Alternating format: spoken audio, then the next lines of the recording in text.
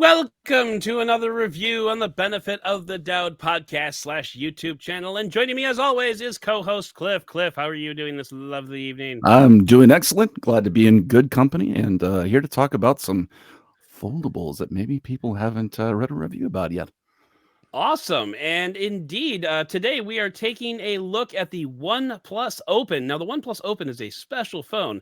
And to review a special phone, we need a special guest. Well, we don't really need a special guest, but we want a special guest, especially since that special guest is the one and only Ron Richards. Ron is one of the hosts of the Android Faithful podcast. And before that, he was a longtime host of the All About Android podcast. And now he's joining us to take a look at the OnePlus Open. Ron Richards, welcome to the podcast. Thanks for having me. It's good. This is overdue. I know we've been talking about this for a long time. I'm glad to finally be on the show. Yeah, absolutely. It's amazing to have you. And fun fact for our audience, the first time that Ron and I met was at the OnePlus Open pre-brief. Yes. That was the first time we met in person. It was, he came over and introduced himself. It was very fun, and it was awesome. I didn't even know he was there until he showed up. He's like, hi. That pre-briefing was actually, I got to meet you in person for the first time. I got to meet Juan Bagnell for the first time. It was like a big tech Android nerd homecoming / reunion, or like first day of school, at least for me, because I normally I don't, as much as I try, I don't get to go to those in-person things as much because of my day job, because of my family life and travel and all stuff like that. So the fact that OnePlus was kind enough to have an event in my backyard in New York City made it easier for me to finally go out, and hey, it doesn't hurt that we got to see the OnePlus Open early, and then I got to go home with one of them. So that was a good reason to go too. So right, and your day job. We might have to talk about that on another episode. No, I'm not going to ambush you with it now, but yeah. So that was a fun event, and another little inside baseball thing. After that event, you weren't able to go to this, Ron, but OnePlus took us out on a river cruise that was a taco that served tacos. And so, like, I see Cliff is like, what? Yeah, it was a dinner cruise that served tacos. And so, like, someone would be asking me, like, hey, are you going to go to the taco boat thing later? I'm like, taco and boat are like two of my 5 favorite words. Yes, we're going. Absolutely. Well, there is a little similarity there if you think about it, because if you're getting a traditional, like, Taco Bell sort of taco, where as far as the shell is concerned, it really is basically a foldable phone. Oh yeah. And a foldable. Yeah, that does work. Yeah, there you go. Well, that's why we that's why it was awesome. I mean, the tacos were delicious. Unfortunately, I missed the taco cruise down the Hudson River. As a native New Yorker, I had a family obligation, so I couldn't make it to the night event. But even then, I'm like, I've done the Circle Line cruise around Manhattan like too many times. Where it's like, you got, yes, it's the Statue of Liberty. She's there every day. It's okay. Right. But have you done it with tacos? I haven't done it with tacos, but I got to tell you, it was a very smart of our friends at OnePlus to do that event, because not only the 1-2 punch of tacos and the new foldable phone, but also just fantastic like subject matter to take pictures of, the Manhattan skyline, the Statue of Liberty, like that sort of thing. Pretty smart on their side to treat a bunch of people who like to take pictures with their phones to like one of the most visually spectacular things in the world. So it's yes. And we will get into this more when we start talking about the camera. I agree with you there, but I'm also going to point out that was a very bold choice by OnePlus. Yes. But all right, that's before OnePlus, we get into that, they make bold choices, right? That's why we they like do. OnePlus. They do. They do. But before we get into that, let's go ahead and dive in. Now, Ron, you have the OnePlus Open, like you mentioned. I do too. Cliff does not, and I laugh at him about it every day because of it. He's got the OnePlus 11, so he's in the spirit. I had to, in some way, have my feet in the party a little bit. Yeah. I agree. And he continues to send me like different trade propositions every day. What if I sent you this and this? Would you? And my answer is always the same: cold, dead hands. He's not lying. But so let's just start off with some overall impressions, if we could. Mine are very visible on slashgear.com. There will be a link to my review on SlashGear in the show notes. But Ron, I want to get your overall opinion here, because that's what we're here to get. Like, how are you feeling about this? Do you want me to jump to the end of the review and give you the rating, or give you the how I'm feeling about it, or off high level, and we can drill down a little bit more later. vamp a little? So Yeah. yeah, I was infinitely curious going into it because OnePlus, I feel as if they've been on an interesting journey, especially post Carl Pay's departure. It felt like they had a couple. I mean, we all had a few lost years there during the pandemic, where we were all trying to figure out what we're doing with our lives. But I feel like OnePlus especially was trying to figure out what their North Star was, right? I feel like they had a couple of years where they just were doing the same thing, and for a moment it was like, are they just going to fold into Oppo, and is it just going to what's going to happen here? But I feel like they're getting their groove back this past year or so. We got the mechanical keyboard, right, which I didn't see coming anywhere. Like, I forget the product name for that, the OnePlus. Which I don't know why they did that, but I love that they did. You know, something 81, is that right? I know it's like a re-engineered keychron. I'm pulling it up now. Yeah. What is it? It's the here it goes. The keyboard 81 Pro. That's what. There we go. Yeah. Okay. Which is like that's the OnePlus I fell in love with. Right. 8 years ago. Took risks. Did crazy stuff. Hell, I still use the OnePlus backpack. Did you guys have the OnePlus backpack? That's one of the best. Yeah, it's one of the best architected backpacks I've ever had. I still use it as my daily driver. Are you referring? Because I think they did a couple of different ones. The one that I have is the one that has the red strap in a center lock-in that you pull up on it, and it. No. I've got the heather gray one with the orange highlight with the laptop sleeve in the back of it. Yes. And it just with the hidden phone pockets and all that sort of stuff. Like, their accessories are awesome. They did great, and I feel like they then Carl Pay left, pandemic hit, they kind of lost their way, and now I feel like we're in like OnePlus version 2.0, or like getting their groove back. And part of it is, and what we've been speculating is, like, are they going to dip their toe into the foldable world, right? And that was the big question. And seeing that they did, it's like, all right, well, how are they going to approach this? And I was skeptical because, you know, I've been very bullish on foldables. If you listen to All About Android, my former podcast on the Twit Network, please go back and listen to it. It's fun. Or you listen to our new podcast, Android Faithful, which you can subscribe at androidfaithful.com for. I've been saying, like, listen, this is like, I'm so tired of the chocolate bar, the candy bar phone form factor. I want something new and different. Android is the platform to do new and different things. And so once we started seeing prototypes, and finally Samsung starts pushing through the foldables, to me it's like the arms race, where every manufacturer, in order to be competitive in this marketplace, needs a foldable. And the question was, what was OnePlus going to do? Was OnePlus going to go flippy and go kind of, you know, more stylish and go more kind of casual, or would they go fold factor and go more productivity? And I gotta admit, I didn't expect they would go as high end as they did. So there's some speculation that the Oppo or Oppo, was it the Fine Flip 3 that just released? Might have also might have also been in the works for OnePlus, because I was listening to Miriam Jawar's podcast. I don't remember who she had on as a guest, but you were on there recently. I was, just did her last episode. Yeah, exactly. Yep. But about I know that she mentioned that Oppo is not on, the branding is not on the hinge like it was in previous attempts. So interesting.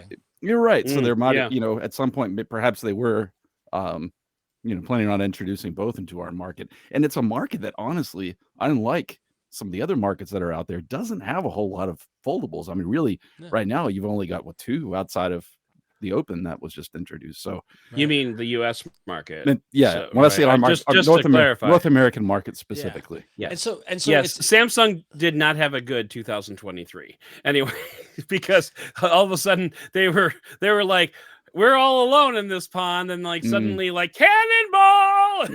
Exactly. You've got the Motorola Razr is a competitive alternative to the Samsung Flip, right? Then you've got the Samsung Fold is out there, and then Google rolls out the Pixel Fold, and now we've got the OnePlus Open, which is you know, in the same category as the Pixel Fold and the Samsung Fold. And I gotta admit, you know, first impression through taking it through its paces, I'm impressed.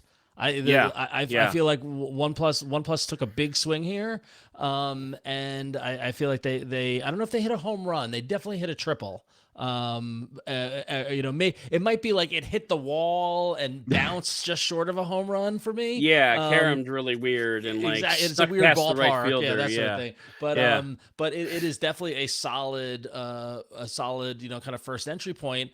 And for me, really, the only negative I have for it, which I think, Adam, if you remember at the event itself, the only time the audience snickered was when they showed the price, because it is expensivo. Yes. Which is my biggest complaint about these devices, is that this is a luxury device. This is not this is for somebody who can afford it and feels the need for it. OnePlus isn't at the point of like, hey, we can compete with the average user who wants a foldable.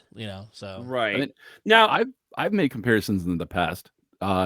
If you remember when Steve Jobs introduced the iPad, he referred to PCs as trucks, and then the iPad was something else. But my point is, I feel like phones in this category, in this price category, are kind of like supercars. Yeah. And what I mean by that is they're a little bit more fragile than your average car that you're commuting to work in, and they're they're unattaining for a lot of people. And they're a conversation piece as much as anything else. So I mean, we're just using a lot of metaphors, and there's mine. But yeah, I mean, I think it's a luxury item. Yep. And I mean, for sure. I mean, probably the reason that I haven't seen one in the wild. Well, yeah, there's that. Well, what's interesting, so I obviously haven't seen a OnePlus Open in the wild, because it just literally just came out. I'm looking for it. But I will say, I mean, I work in New York City. I'm on the subway. I'm on the Long Island Railroad. I'm out there in the world. I am seeing more and more foldables in the wild daily. I was at the pumpkin patch last weekend with my kids, and the people in front of me were taking video with a Samsung Flip, holding like the bottom portion and taking video as if that was the whole thing. And it wasn't like nerds. It was just regular people from Long Island. And I was like, oh, it's in the one. There it is. And I was like, almost took a picture of it. My wife was like, can you just focus on the pumpkins and the kids? But So. I remember the first time I saw a foldable in the wild, I was at our local theme park here at Great America. I had just gotten off a ride, and there was a woman there with like a Flip 3, I think it was, and I'm just like, what do you mean? It's a Flippy.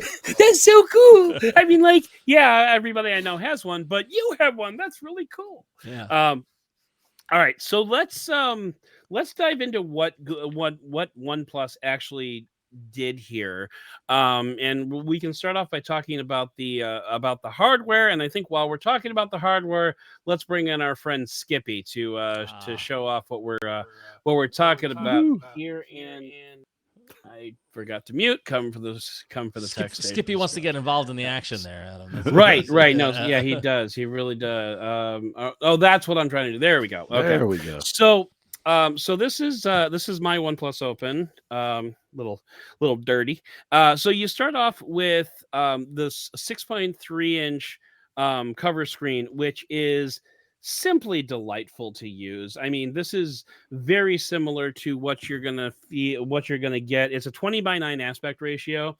So like, put it next to like an iPhone, and because that's the nearest not folding phone that I have for me, but you can see like there's a real strong comparison between the two when it comes to like just hand feel. Like when you're holding the iPhone and when you're holding the OnePlus Open, it's very similar. And so the long story short there is that you could use this phone closed all the time very comfortably. In fact, like when I was doing the Pixel Fold review, I used the Pixel Fold closed 80% of the time. Like I didn't even bother opening it. Well, that's really what I found with this. So I will give OnePlus Open the credit or the moment in my life that it deserves. It is my first foldable that I've ever had in my hand to use on an active basis. Like, I went to Google I/O, I got to play with the Pixel Fold there.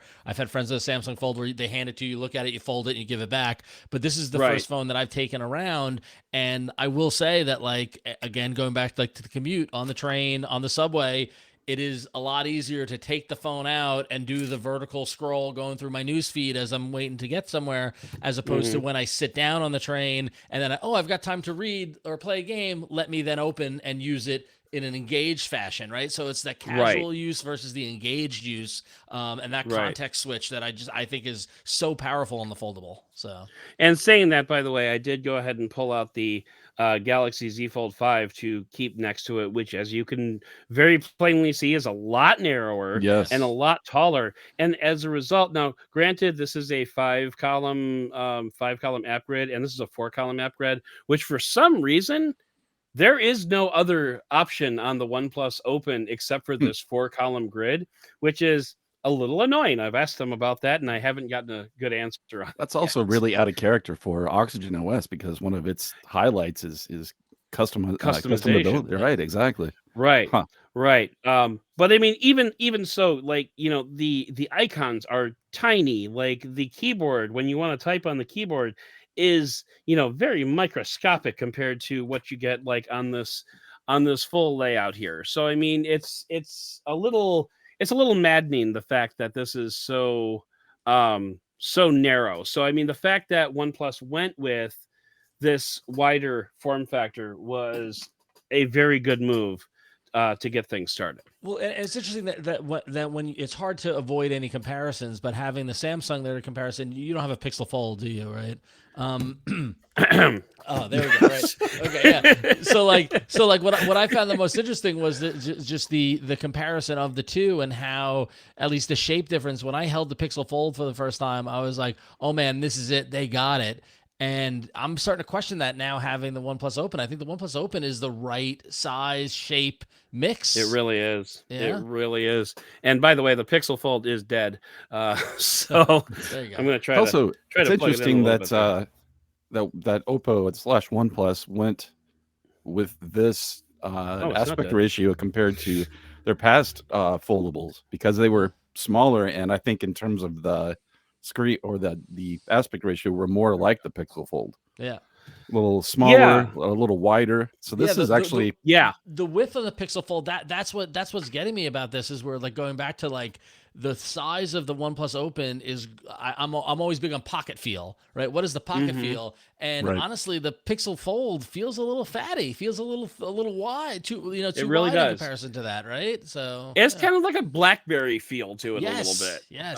With the being a little squatter, like a Passport? and a little bit wider. I mean, not that bad, but I'm thinking more like BlackBerry Classic kind of neighborhood. Gotcha. Yeah, it's definitely the Goldilocks favorite, I think, now that you've had a chance to handle all of these, right? To have three to compare, too small, too big, just right. Yeah, exactly. But yeah, I mean, but the thing about the Pixel Fold is when you open the phone, it absolutely does not take advantage of this like wide screen for like a lot of the apps that you can open. I'm trying to think of one like off the top of my head that will behave the way I want it to. Okay, so yeah, so an app like like this game Cody Cross, which I know I reference a lot. This podcast not sponsored by Cody Cross, but you should talk to them. I really should. But I mean, you can see like there's no use of this space here, whereas the same app, when you open it up on the OnePlus, it takes advantage of this whole thing. Now, I don't think that is a function of OnePlus. I think that is a function of the Galaxy Fold, which has been around for 5 years. So app developers have started to code for this type of form factor. So like they weren't ready for a wider angle view like this guy. So I think it's partially it's partially the fact that this type of form factor has been around for long enough that app developers have started to jump onto that particular train. So I don't think it's necessarily the fault of Google for not taking advantage of that stuff, but it's not a great look either. We really did just look like Cody Cross shills there for a second. We really did. We did. And Cody Cross, call me. But anyway, if you're watching, yeah. And in terms of like other specifications, this OnePlus Open has like everything you could possibly want. Snapdragon 8 Gen 2 processor. The inside screen is a 7.82 inch screen, and both of these screens have that max brightness of, was it 2800 nits or something like that? Just like stupid high. And then for the battery on the OnePlus Open is 4,800-ish. I think there's actually a couple of like, we're going to say 48 and change, basically. And then in terms of like the storage and RAM, there's only one configuration, 512 gigabytes of storage and 16 gigabytes of RAM. So like this is top end in just about every specification that you can come up with. So, which I mean, I enjoy. So, and it should be, considering the price that it commands. And should we go? I mean, I guess let's go ahead and talk about price a little bit. The OnePlus Open is priced at, was it $16.99, right? Yeah, so it's $100 less than the Pixel and the Samsung. But if you buy the phone through OnePlus.com and you trade in any phone in any condition, they'll give you $200 off the price. So essentially, it's a $14.99 phone. Right. So I also saw that. I mean, they've got some crazy good. I mean, they've really gone all Samsung style with the way that they're promoting this in terms of really good trade-in prices. I think the highest right now is an iPhone 14 Pro Max. You can get $1,320. Really? Which is more than it. I was going to say that's more than the phone sold for. And so they'll give you quite a bit for a few different devices. So I mean, they're definitely trying to get it into some pockets. That's for sure. Yeah, I didn't poke around on the website, so I'm actually glad that you kind of looked at some of those trade-in values. But yeah, but I mean, the thing about the whole $200 for like any phone in any condition, I mean, they're talking about like a broken Nokia 3120. If you send that in, they'll give you $200 off the phone, which is fine. And we asked at the briefing that Ron and I were at, we asked specifically like, why not just make the phone $14.99? And I think the answer was, premium and yada yada yada. It's basically like a mail-in rebate that they're hoping you don't don't fill out the card for. Is kind of what it boils down to. So and it's marketing and it's marketing and pricing. It happens all the time. I mean, this is the price you want to go out. That's the price they negotiated with the carriers and things like that. But here, here's a way that we could, get people to come in and the trade in. And like honestly, looking on their website right now, also at OnePlus.com, it's the trade in with $200 off for the trade in applied, but then also a $1,000 instant credit trading in an old device, which is just crazy when you think about that. Right. So they're really motivating people to give it a shot with this. And then they've got a whole bunch of other, you could finance it with a firm and just pay $60 a month, or you can get a student or a student discount, 15% off. Like they're giving you some OnePlus Buds Pro if you purchase on their website. So they're really trying to get you in on their world, which I give them credit. Be aggressive, right? So, right, exactly. And really, they really want to move this thing. Yeah, they need to be aggressive. Kind of piggybacking on Ron, what you were saying before in terms of the journey that they have been on. I mean, at one point, OnePlus was in carrier stores here in the U.S. To my knowledge, they are not now. And not for this phone anyway. For the OnePlus 11, I don't think they were for the OnePlus 11. I don't remember. That was back in February. It was a long time. It was. Yep. and so, and I think that they had broke faith with that post Carl Pei leaving with in terms of there was a lot of consternation from OnePlus hardcore fans about would Oxygen OS still retain its personality when it was merged with Color OS and things like that. So I really feel like having these trade-ins and things like that are some of the things that they have to do to bring attention to the phone in the face of Samsung's competing device, which has been, like you said, out there for 5 years, right? Yep. Yeah. This is a great way to get mind share. So I'm happy that they're doing it, even if it's maybe Oh, it's yeah. killing their profits in the some way, shape, or foreseeable. form, Right, right? exactly. Right, right. Yeah, absolutely. I mean, that's definitely something that, OnePlus needs to do because, they need at the end of the day they need to put butts in the seats. But I think also I think also OnePlus realizes that this is probably not going to be like Samsung level sales. And that's fine. Right, That's right. fine for a first shot out the door. And you can argue however you want with whether or not being a part of Oppo or a sister company to Oppo means that this is actually OnePlus's first attempt at a foldable. Right. Because let's face it, they rated Oppo's parts bin quite a bit in order to Well, it's the in order to get exact this phone out the door. it's the exact same phone as the Find The Find N3, yeah, Yep. which is China exactly, only, right? exactly. Except for the So branding, and that's about it. So yeah.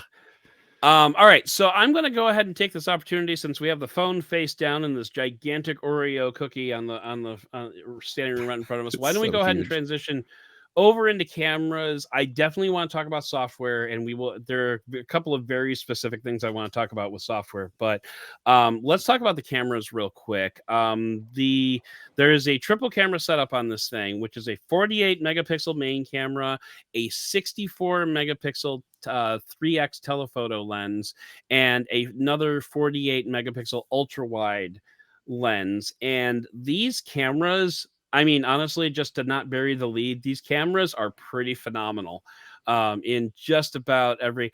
I don't know. Have you had a lot of chance to take some sample photographs with your phone? How's that working I for you? have, yeah. No, in fact, I was taking pictures of my kids at the birthday party earlier today with this phone in and of itself. Okay. And yeah, and it's funny because it's like we joke about, or not joke, but we talked about the Hasselblad, having the H logo on there and the Hasselblad partnership, and we've seen a lot of like, yeah, whatever partnerships, in the camera space in the past, where it's like we just Right. want to put the logo on there and say it's got a better camera. But I'm very impressed by this camera and what it's been able to do. I'm still wrapping my head a bit around the taking pictures, the basically the format of the photos and the aspect ratio and like the size, right? And when to fold the camera and take the picture this way versus take the picture openly. But the New York City photos I took at the event were, even though it was a gray day, were really, really good. And I got some fantastic photos of my kids earlier today in portrait mode. I used the wide angle lens. Like I tried to mix it up and all the different kind of size of it. And Nice. looking at your examples here, I think the color depth and the low light presence that's been two areas that really impressed me. We're like, wow, I took that, that's the kind of reaction you want when you take a picture, right? So Right, exactly. And specifically, so this is what's interesting about this particular. This is my son. He looks thrilled to be Yes, there, he but does. he is paid talent, so keep that in mind. But anyway, like this photo in particular was taken with the telephoto lens at 6x zoom. And one thing to point out to listeners is with that variety of cameras, you have the ultra wide, which also serves as a macro lens. But in addition to that, you have 1x, that's your main camera. You have a 2x, which is a sensor crop off of the 48 megapixel 1x camera. Then you have a 3x telephoto lens at 64 megapixels. Then you have a 6x zoom, which is a sensor crop on the 3x. So I mean, like, this is basically lossless 6x zoom, and you get like between the ultra wide all the way up to 6x, you have a lot of focal lengths to play with. Which is really cool. Like, that was one of the things that I think I enjoyed the most about the camera was, oh, like 2x isn't quite doing the job, let's do 3x. Or you could like, oh, 6x is a little bit too punched in, let's bring it back down to like you could really play with a lot of the different focal lengths. This is a shot with the main camera, and then I think this should be, so this was taken on that boat tour from a so I spoke before about how OnePlus made a bold choice. They handed a bunch of phone reviewers brand new phone, and then put us on a moving platform in the dark and said, "Go ahead and take photos." And we're like, it didn't even occur to me. I'm like, this is not an ideal way to take photos. I mean, it really is not. This is about as challenging as it's going to get. And, just the fact that I was able to snap this picture, this is a 6x optical zoom photo of the Statue of Liberty from a boat on relatively rough water. I mean, it was a bit chilly and windy that night. So, I mean, just the fact that I was able to grab this particular shot is pretty remarkable. This came from a phone, folks. I mean, that is impressive, especially at Zoom. And I don't see a lot of JPEG artifacts, or compression artifacts or noise. So if I zoom in, this is 100% right here. So I mean, you could tell the focus is a little soft. It's not the sharpest photo that you've ever taken. The torch here, a little bit blown out, but I mean, just overall, I mean, if I were tossing this puppy up on Instagram, that's what you're gonna see. And holy crap. And it should be pointed out that I learned for the OnePlus Open specifically, and I think I'm going to make sure to consciously do this in a lot of my photo testing going forward, is the pictures got a lot better when you told the OnePlus Open what to focus on. When you actually tapped the viewfinder and said, "This is my subject," the phone was just like, "Oh shit, that's what you want? Okay, here we go." And then it was able to, zoom in, or not zoom in, obviously, but get the exposure right and get, the shutter speed right, and, capture photos like that.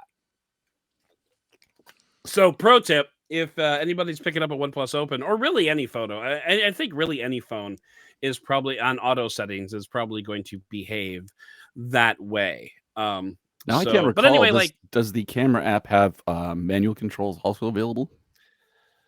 I don't recall off the top of my head, because I'm not a good enough photographer. Great at asking those questions. I gotta believe so, right? I got, because isn't that kind of table stakes at this point, right? I mean, well, I mean, you ask as if it's table stakes, but literally the yes, there is a Pro mode. I found it. Yeah. Okay. I'm looking at it. But literally the Pixel 8 Pro just got those. Right. That's right. So, and the Pixel 8 does not have them. Yeah. So so they do have Pro controls where you can adjust everything. I was pretty sure it did, but I wasn't 100% positive, because I literally never used it. I do talking about the camera app in specific, especially with the recent update to the Google camera app. Oh, I'm sorry, Pixel camera app, as they rebranded it recently. They just changed it. Yeah. And they made some tweaks to the UI, and having the head Canon switching between the OnePlus camera app, which to me actually has more on the UI than I would want, to be honest. It's a little I just want to open up the camera and take a picture and know I'm going to get a good picture. And looking at this, there's so many different kind of things that hit and so many different kind of options. I'm kind of leaning from a software standpoint towards the simplicity that Google's taken with the Pixel camera more recently. But again, your miles may vary. If this is your daily driver, you're gonna be used to the camera app because you're using it all the time. It's just for me, it's just the context switching. So, right. Yeah. Anytime I feel you, Ron. Anytime you have to, when you open up the camera app, and time is of the essence, especially if you have a child, a 7-year-old like I do, or a kid. Kids are so hard, or dogs. Yeah. We're all dads here, and so you're we can all relate. Sitting here scrolling through the modes, trying to figure out what is best. Sometimes it's nice to just let AI pick what's best and fire about 1,000 shots, and you'll most likely get a good one. So long story short, for the camera, it's phenomenal. The only place that I found was particularly challenging was the one place where every phone is particularly challenged, and that is nighttime video. Nighttime video, it was quite grainy. It was very juddery and not awesome. But I mean, literally anything else that I threw at this phone, it did just fine. It was remarkably good. I mean, and I know that I'm not alone in this opinion, but this is probably the best set of cameras that you could find on a foldable right now. So, and that includes the Pixel Fold, by the way. So until recently, OnePlus did a hell of a job. I'm sorry. So until recently, that was a pretty low bar. So it's nice to see especially for the price that they're charging for those. That you're starting to get, something other than a folding party trick as part of the value of the phone, right? And by the way, side note, the Find N3 Flip, also, a BBK Hasselblad collaboration, also a very solid camera offering here. So like BBK's got some good stuff going on when it comes to optics, and I'm actually really interested to see like what the optics on like the OnePlus 12 are going to look like and whatnot. And whether or not it'll have wireless charging, because it probably won't. Because it is nice to see that partnership with Hasselblad is finally bearing some fruit, other than just a logo on the back and some color filters.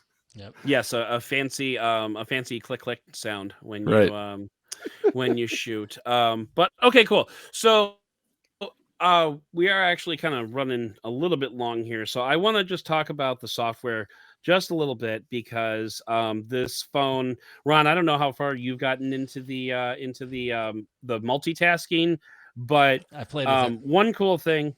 I'm sorry, you have? Okay. Yeah. So like I've got this this cluster of 3 apps here. So if I just hit that, blammo, I've got all the apps, open at once. So this is like an app group that was saved.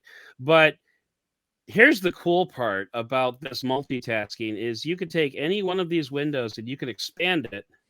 And when you do that, you get like, it takes up the entire canvas here, but you can see over on the edges here, those 2 other apps are still running. So you tap on this and there's that app, and you tap down here and there's that app. And if you do like is it like a 4-finger? Yeah.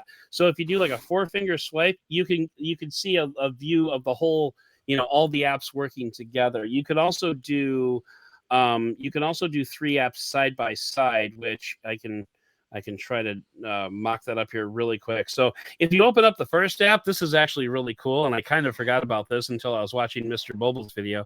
But if you swipe down with 2 fingers, that brings up a multitasking app or a multitasking app. So now you can choose the second app there if you want. And you've also got this taskbar down here with a bunch of different icons on it, and if you grab one of these, you can drag it up to here. And I want it to go to, no, I don't want it to do that. You can also do 3 apps side by side. It's a little punchy to get 3 apps side by side, but I want to say I'm not entirely. I never do the 3 apps side by side thing. I always do this. 2 was my 2 side by side was my max, because even then it just gets a little too thin. And despite most web pages now being responsive in a certain way, not every app is, and the way they perform and all that sort of stuff, I think that got a little too. I'm with you, Adam, in terms of the layout. So yeah, but I mean, just being able to open up like the full view here so that you can switch between all 3 of them, it's brilliant, and it's honestly the way it should have been done from the start. And I love the fact that OnePlus came up with this whole scheme, because it is just delightful to be able to switch in between these apps like this. And like, they're all running. They're all this podcast not brought to you by Cody Cross. They're all running in their full windows, like in the background here. So I mean, especially when I'm doing like research and stuff like that, I can have a full document open here, and I can have my research material open here, and I can select whatever I want and copy and paste it over between windows. It's lovely. I mean, that's where the 16 gigabytes of RAM really comes in. That helps. That very much helps. And then if it's anything like the OnePlus 11 that I have sitting here, you can also do that extended RAM on the SSD, the internal SSD. I believe you can do that. I just never do, because it's not supposed to be good for it. But I know 16 gigabytes it's more than some laptops I have in the house. And then really the only other part of the software that I wanted to show off was, and we kind of focused this a little bit on the Nothing phone too, was the idea, this concept of the larger folders that you can have, where you can have this, what's normally a 1x1 is now a 2x2, and you have like a 3x3 grid of icons in here that you can actually just select any one of those if you want, or you can just like swipe in between them. I love larger folders, and I need to work them into my workflow more, but I'm mistrustful of other OEMs that won't have expandable folders, and then I'll like screw myself up. But anyway, don't get too married to it, right? It's right, exactly.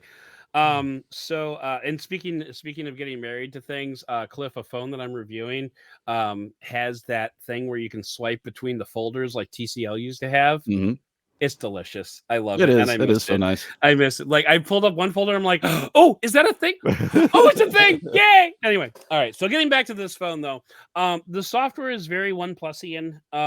It's very customizable. It's a bit color OS-y. So but overall, like the software is just very well done, I think. I gotta say, from my standpoint, that was probably the biggest hill for me to climb. Not because it's bad, just because I've been on Pixels and stock Android for I don't know how many years now. My last phone before I started this run of Pixels Daily Driver was, I think, the OnePlus 8, maybe. Oh wow! Right, okay. yeah. So that dates it. So like while I was on a OnePlus years ago playing with it, obviously the OS here has evolved, and I just chuckle every time I open the settings app, and I'm like, wait, am I on iOS or am I on Android? What am I doing here, right? And there was just enough nuance and tweaks and changes to make me feel similar to the camera app, uncomfortable, not completely like it kind of felt like I felt like being in Canada, like everyone's speaking English, but it's slightly different, right? Like everything's just a little different. And so I'm sure after a while I would get a feel for the nuances, but if you're jumping from the Pixel environment, from the stock Android environment over to Occidental OS, there still are little bits of like, oh, this is slightly different. How did they do this, etc. Yeah. And I'm still learning that. Like I said, the columns thing is a little irksome, but I guess I can live with it. But just everything else is just delightful. So yeah, I've been using a device that we're gonna have on the show soon as a review, but that is essentially stock Android. And yes, when you go into, as an example, Oxygen OS, it is definitely jarring because they do make changes sometimes that you question as to why. What did you just need to because like why did you change that? But I will say the one thing about Oxygen OS, and maybe that's helped by the fact that it's got 16 gigabytes of RAM and the Snapdragon 8 Gen 2, but it never feels sluggish. I never really feel it bogged down, at least on the OnePlus 11, and I have to assume because it's the same internals in terms of the hardware as what you're using now, that it's very well optimized for the device. There's just a lot of cruft. I was gonna do like a demo of like playing Genshin Impact while we were sitting here, but honestly we're kind of running out of time, so we kind of gotta wrap it up. I mean, it's as in terms of like the only section that we didn't cover was like performance and battery. I don't know about you, Ron, but I have found this to be pretty much a battery champ. If I don't plug it in the night, overnight, then it'll get through at least half the next day as well. I did the same thing where normally what I do is I, give it a full charge, and then I just leave it on my desk for a couple of days, and every now and then I check in on it or whatever, and that sucker it survived, right? It was just, so and I put it through its paces by getting, like, my whole test is, can I get through the day without having to throw it on the charger? And sure enough, I did. Of course, that is, your mileage may vary by your use, how much you're on data versus Wi-Fi and what you're doing and stuff like that. But battery champ, I feel like, is a very good grade for this phone. I'm very impressed with it. Yeah. And especially with a 67-watt charging, I mean, you can charge this phone in under 45 minutes. Yeah. So like if you're heading out, and this is the same for actually it's even better for the OnePlus 11. Like, with the OnePlus 11, you could plug in that phone, go tie your shoes, and come back and you're at 50%. With this, I found it was like around 15 minutes, I think, got me to 15%, got me to 50%. But I mean, like, as long as you plan ahead just a little, plug it in before you leave for about 20 minutes, you're going to be good to go, man. Yep. I mean, just there's a thing about fast charging that is particularly delicious about and that. And OnePlus really wants you to remember that in the absence of wireless charging, which to me seems egregious given the price of the phone. Well, and I get you, Cliff, but as someone who doesn't use wireless charging, I don't give a shit. Sorry, I don't get. Like it's the kind of thing where like wireless charging is such a preference and such a, like, folks who have it and have the dock and swear by it. But I'm someone I've got got strategically placed cables all over my house, and wherever I need them, I'm just used to plugging in, and so like I don't feel the loss of wireless charging as much as some others. So which is fair, but you should. But I have for strategically placed wireless charging pads around my house, so which. Now those are all basically useless. So like, and when you're gonna ask for $1,700 for a phone, maybe let's let the customer decide how they want to charge it. That's fair. So I'll give you that. Yeah, so. yeah. I think Adam and I are also, as coming from WebOS and Touchstones, the original wireless charging. We've just kind of lived in that world so long; it's hard to give it up.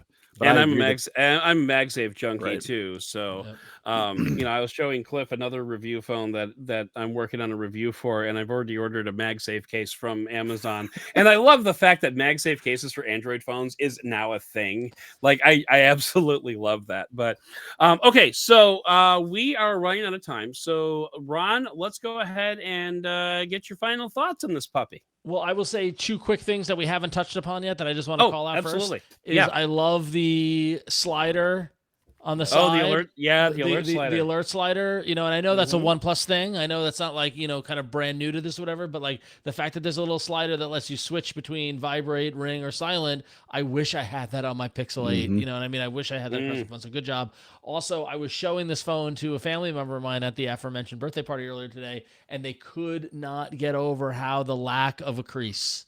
How they were just like, surely that thing's got to look like crap when it's opened up. And I opened it up and showed them and let them do it themselves. And they're looking at the phone trying to see it, and they're like, I can barely see any hint of the fold. Which and the fact that it folds flat, and we don't get that much of a gap, a thigh gap, or anything like that, as much as pronounced as the previous Samsungs, just shows that the partnership with Oppo, what they've learned with the hinge, all those combinations are paying off into a great thing. So my final thought is that like I said earlier, this is a triple that had the potential to get knocked over to go to a home run. It's really close to a home run. I'm really impressed by it. I'm considering making it my daily driver. I'm considering jumping off the Pixel 8 Pro and going with it just because I want it. And where I thought the Pixel Fold was kind of like the pinnacle of this form factor, I feel like this gives it a real run for its money. So I'm thumbs up on this on the OnePlus Open for sure. So. Oh yeah, and then Cliff, having watched us use our phones, which you won't get mine ever. What are you thinking here? Like, it's funny that you say that, because what my final thought is maybe because we were doing this, I ordered one. No, I'm just kidding. No. Although, in some alternate universe, in the multiverse, there you go. Reference, Ron. I enjoyed it. I caught it. Yeah. Out there, I probably have ordered one, but not here on. But what I was going to say is, because you like the Open so much, maybe that opens up an opportunity for you to send me the Pixel Fold, because you poo-pooed on it so much. Now I'll take it off your hands. Look at the angling there. I respect it. Cliff, I'm really happy that you're willing to make that sacrifice for me. I appreciate. I am. That. It's the things I bring to the table. One of those is taking devices you no longer need off your hands. Yeah, fair. So, okay. As for, and I mentioned this at the beginning of the review, Samsung has had a really lousy 2023, because Samsung was the only kid in this pool up until June. I mean, like, it's just the last 4 months, people. I mean, it's really remarkable how much the foldable landscape of the United States has changed since June of 2023, because Samsung is being hit on all sides. It is no longer the largest cover screen. It is no longer the best camera. It is no longer the least expensive foldable. It's no longer a lot of titles that Samsung had are all gone now. Not to mention with the new Motorola Razr, not Plus, that you're getting hit at $599. It's coming from both sides. Yeah, I mean, Samsung is getting hit from all sides, and so I kind of feel bad for my friends at Samsung, because they've got some work to do. They really do, and it starts with a usable cover screen, because the Fold 5 generations in is still too narrow, and I don't know. Anyway, so yeah, I mean, it's my favorite phone of the year. I'm just going to go ahead and say that. Like, I mean, I've reviewed a lot of phones this year, and this is the one that's going to be in my pocket next to the iPhone for the next 4 or 5 months.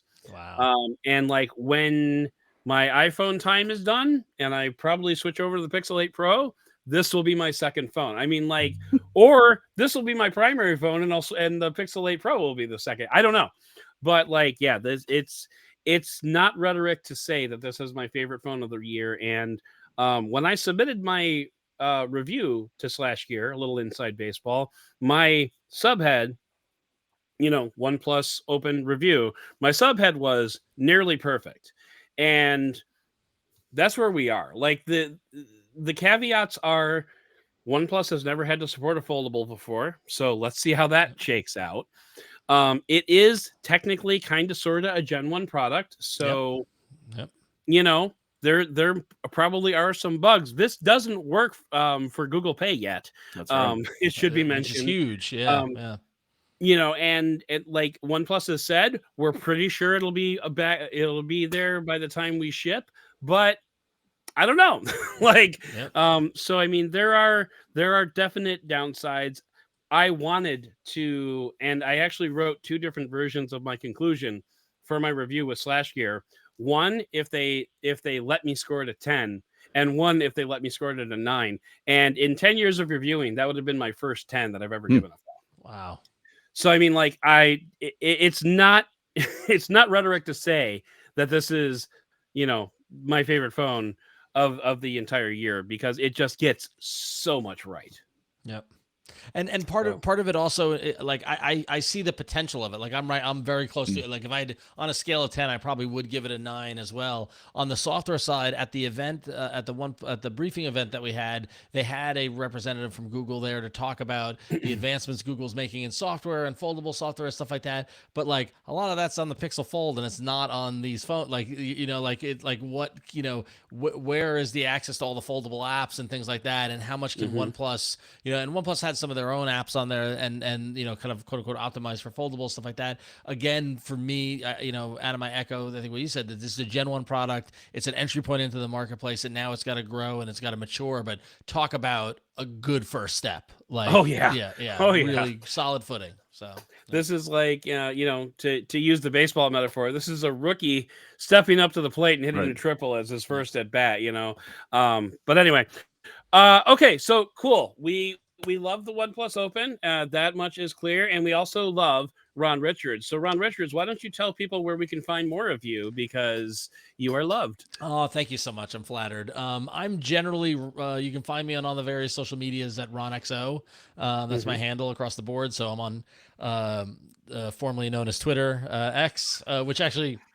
Win on Android Faithful, she came up with the term Twix, which I feel like is a good oh, there reference. You go. Yeah, so there it is. So I like it. I'm RonXO on Twix, also on Instagram, Blue Sky, Mastodon, all that fun stuff. You can find me.